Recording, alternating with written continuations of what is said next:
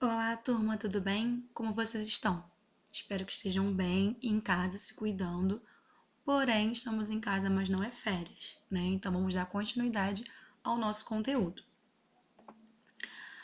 Nós paramos no capítulo 2, né? Estudamos até o capítulo 1 e vamos entrar agora no capítulo 2 do nosso livro, tá? Se vocês quiserem acompanhar a aula com o livro de vocês, esse conteúdo vai estar lá no livro, página 29 até a página 37, ok?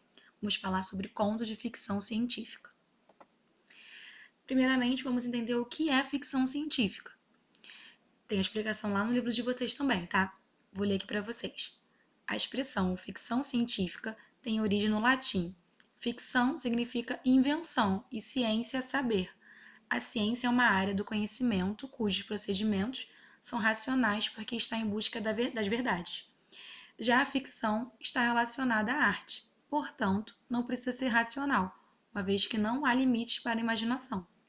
Assim, a ficção científica usa informações reais, próprias da ciência, para criar situações imaginárias e fantásticas. Então, a ficção científica é basicamente isso. Ele vai pegar as informações reais, com base lá na ciência, para criar uma situação que não é real, que é ficcional, que é inventada. Muitas vezes, os elementos imaginados por autores de ficção científica acabam se realizando no futuro. Exemplos disso são os submarinos, os robôs, a bomba atômica, a viagem espacial e a clonagem. Todos esses elementos são criação da ciência que surgiram anteriormente em obras ficcionais. Então aqui eu trouxe até umas fotos para vocês, né? Do robô, submarino. Lembra da história da Dolly, que foi o primeiro animal a ser clonado?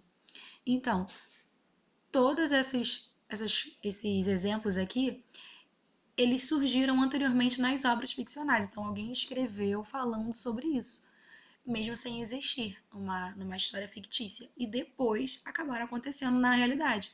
Então, a ficção científica ela acaba prevendo coisas que podem vir a acontecer no futuro. Lá na página 30 tem um box que se chama Conversando, que fica um questionamento para vocês, né? Para vocês pensarem e responderem. A ficção científica, tanto em livros quanto em filmes, costuma atrair muitos leitores e espectadores. Em sua opinião, por que essas histórias chamam tanto a atenção das pessoas? Por que vocês acham que as pessoas gostam tanto, né, de ver filmes de ficção científica, de ler livros? Outro questionamento. As obras de ficção científica podem nos revelar algo sobre a realidade? Vocês acham que quando a gente vê um filme tem alguma coisa a ver do que pode ser real, do que pode vir a acontecer? E aqui eu trouxe para vocês alguns exemplos de obras de livros, né? Não de contos, mas sim de livros, que são mais extensos do que um conto. Lembra que nós estudamos o que é um conto? Quais são as características do conto? Eu passei para vocês no caderno. Então, aqui eu trouxe exemplo de livros que são bem mais extensos, né, do que um conto. Então, nós temos alguns exemplos de de livros que são de ficção científica. Um exemplo aqui da Terra à Lua, que ele foi escrito lá em 1865. Olha como ele é antigo, né? Então, ele fala sobre a viagem de 3 homens à Lua, né? Numa época em que sequer existiam automóveis de passeio. Então, uma época que nem existia carro. Ele estava fazendo um livro falando sobre enviar homens à Lua. O livro inspirou a realização do primeiro filme de ficção científica, né? Então, imagina, eles fizeram um livro sobre isso e hoje em dia a gente já sabe que já aconteceu, né? Já teve um relato do homem que pisou na Lua. Outro exemplo, Eu, Robô, dos Estados Unidos, de 1950. Então, escrito quase 70 anos atrás, ainda é basicamente a pedra fundamental da robótica na ficção. Então, nós temos o grande mestre, que é o Isaac Asimov, não sei como é que pronuncia o nome dele corretamente. Ele não foi o primeiro autor a focar-se no robô, mas ele foi o que praticamente sedimentou as bases usadas até hoje de quase tudo que se escreveu ou filmou em termos de robótica desde então. Então ele é muito importante para nós que estamos estudando a questão de ficção científica, né? Ele foi muito importante, escreveu vários textos sobre essa questão da robótica e tudo mais, tá? E tem aí definindo quase todas as linhas mestras inerentes à mitologia dos robôs no imaginário coletivo da humanidade.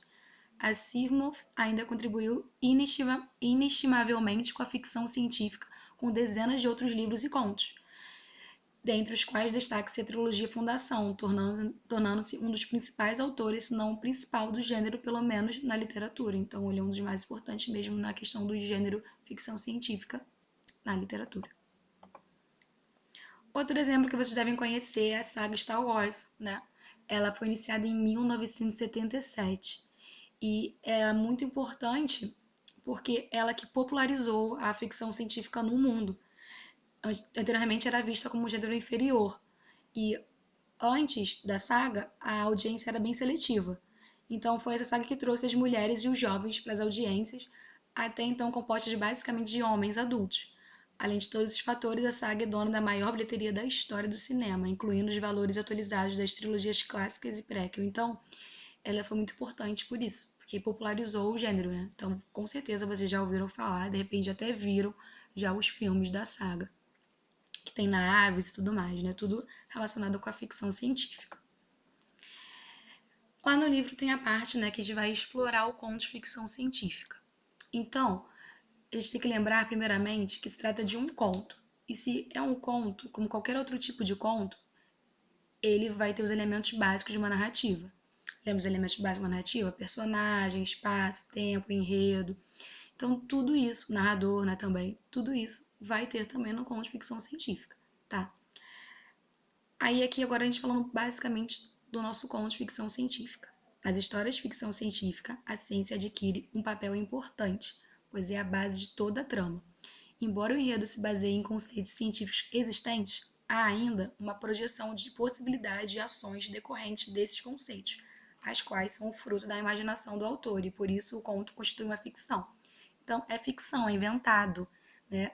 O autor tirou lá da cabeça dele. Porém, ele se baseia em conceitos científicos que já existem, de coisas que podem vir a acontecer. A gente não sabe se vai acontecer. Então, antigamente, eles projetavam essa ideia de que há de robô. E hoje em dia já existe, né? Então, é tudo uma ficção que pode vir a acontecer no futuro, tem uma projeção para o futuro. Pode-se classificar a ficção científica como um subgênero das romances de aventura, mistério, drama e horror. A diferença essencial é que a diferença dos demais gêneros tenta convencer o leitor de que situações apresentadas podem não ser possíveis no contexto atual, mas são verossímeis, baseadas em explicações científicas ficcionalizadas. Então ele vai pegar algo que faça você acreditar naquilo que pode vir a acontecer, né? Não no contexto atual, mas daqui a alguns anos, quem sabe se pode vir a acontecer, né? E aqui eu trouxe outro exemplo da série Star Trek. Não sei se vocês conhecem, mas também é toda de ficção científica. E lá na página de vocês, sempre no final de cada capítulo, sempre tem um esqueminha sobre o conto, né? Sobre o tipo textual que a gente está aprendendo e o gênero. Então, lá na página 37, nós vamos ter o esquema do conto de ficção científica. Aí tem o objetivo, que é apresentar elementos científicos associados à ficção, geralmente com uma projeção do futuro. O público-alvo são pessoas que se interessam por ficção científica. E as características que nós temos é a estrutura da narrativa, elementos científicos associados a elementos ficcionais, então ciência e ficção vão andar juntas, e a projeção, antecipação de invenções. Então a gente vai já pensar em invenções para o futuro. Tem um quadrinho laranja, né, no lado, lembra que toda vez que tem um quadrinho laranja no livro, eu falo para vocês que é importante, que é matéria. Então tem aí explicando que o conto de ficção científica, os contos, são os textos narrativos que apresentam situações que partem de princípios científicos aliados à possibilidade de ações decorrentes desses conceitos. Embora esses contos sejam ficcionais, existe a probabilidade de que os eventos representados ocorram futuramente. Então, repetindo o que a gente já falou aqui. Aí tem uma sugestão de leitura, não sei se vocês conhecem, que é o livro 1984, que conta a história de Whitson, que vive aprisionado em uma sociedade completamente dominada pelo Estado.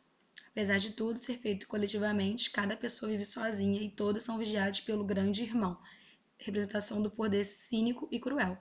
Assim, o que interessa é o poder pelo poder e não o bem comum das pessoas.